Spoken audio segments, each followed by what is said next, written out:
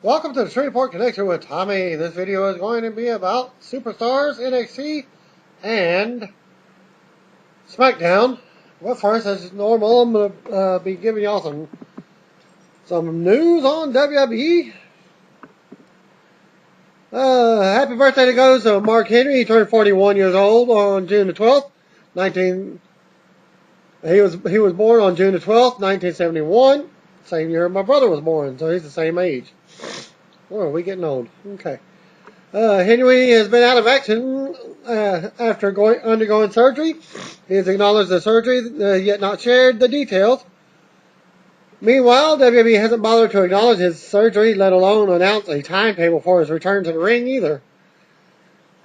Dave Meltzer stated Tuesday on Wrestling Observer Radio that WWE has Ryback continuously facing independent wrestlers at TV events because their contracted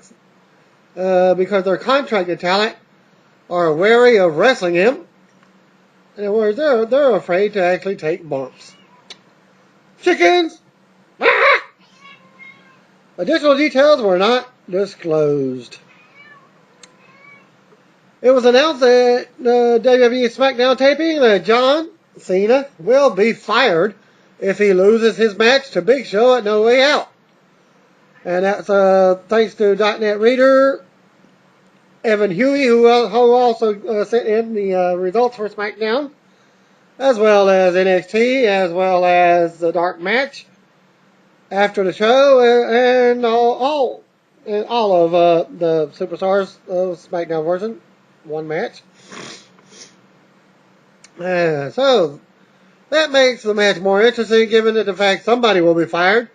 Well, if Show loses, Big Johnny's fired. But if John Cena loses, John Cena's fired. So the fate is only in his hands. And given the way that Cena made it seem like Show would be a huge joke if he failed to win on Sunday. But this stipulation has me second-guessing myself. Rumors continue to swirl that Randy Orton's continued employment with WWE is in jeopardy following their announcement on May the 30th that he was being suspended for 60 days for a second violation of the talent wellness program. F4W Online reported today that Vince McMahon is livid with Orton, particularly since he was so outspokenly indifferent to the suspension. Another source says Orton was hastily benched to ensure that he returned before SummerSlam on August the 19th. But something happened shortly after the announcement that infuriated the WWE chairman. This has led to discussions of Orton not even being brought back at all after his suspension concludes.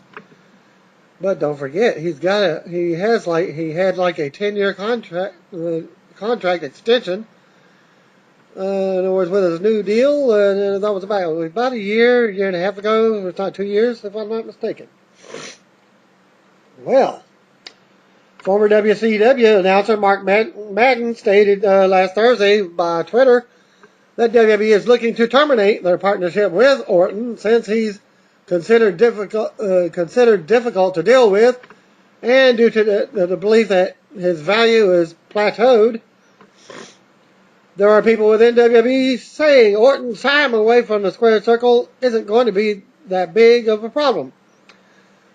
For the first time, officials are openly categorizing CM Punk as a second-ranked babyface rather than the two as equals. Many also feel SmackDown's babyface side will be sufficient, with Sheamus, Christian, Sin Cara, Rey Mysterio returning soon from suspension. And I was to the feeling that he's like 2 months beyond this suspension. And that the option to turn Daniel Bryan at a moment's notice. Orton has made and saved a lot of money during his career and resides in an area where he could live comfortably for several years without financial worry. His wife, Samantha, also comes from a well-to-do family, so not having a steady income is reportedly not a major concern for him. There is a small vocal pocket with the sports entertainment organization lobbying for Orton's termination.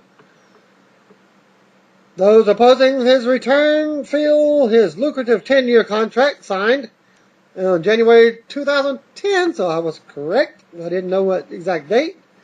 Can no longer be justified if he is being brought back in a mid-card level role.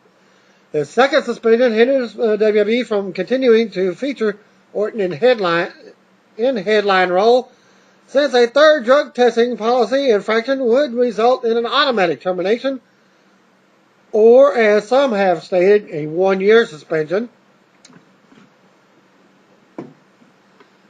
And I was unaware of that myself until I just read this news, because they said they originally said 3 strikes and you're out permanently.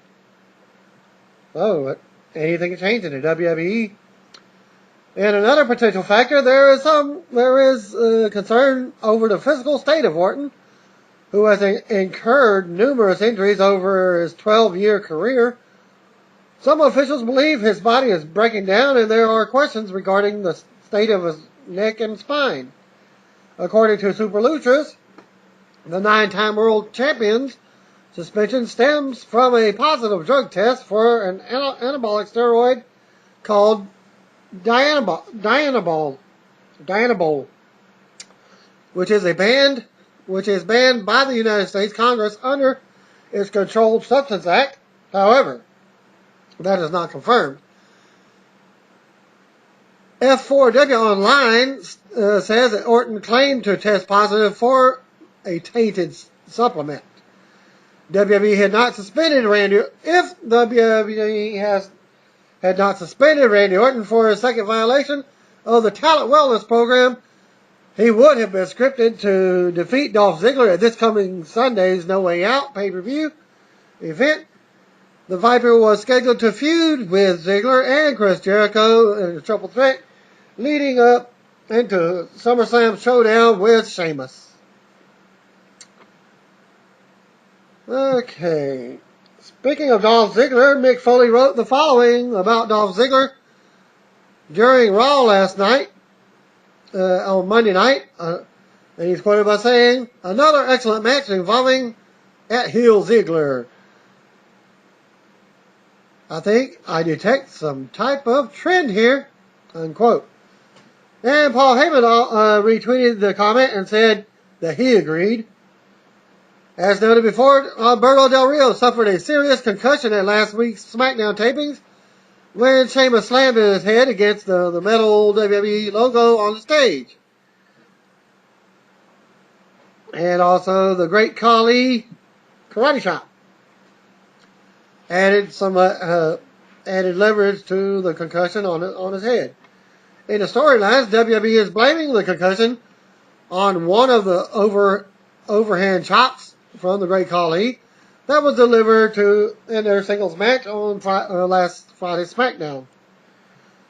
Also, as is noted before, Goldust will return to the ring in ring action after his last injury, and he will return on July 14th in Hollywood, Florida for the NWA Ring Warriors promotion and their Hollywood Heatwave event. Goldust will be wrestling Vordell Walker. No, that's not the Texas Ranger, Cordell Walker. That's Vordell Walker with a V. Speaking of V, if you didn't see Raw, Vader has returned to wrestling on Monday nights.